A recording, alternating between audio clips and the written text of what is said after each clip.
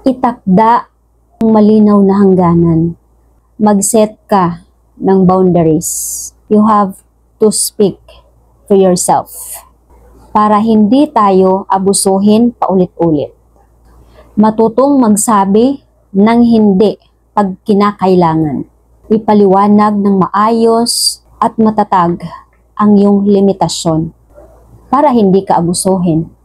Kasi kung tahimik ka lang, paulit-ulit mangyayari yung mga ginagawa nila na akala nila ay okay lang. Huwag kang matakot magsalita para sa iyong sarili. Huwag mong hintayin na maubos ka, masagad ka, ma-stress ka o ano pang mangyari sa iyo bago ka umaksyon. Kasi yung mga taong mapang-abuso, walang hangganan. Wala silang pakialam kung anong mangyari sa iyo. Basta ang gusto nila, gagawin nila.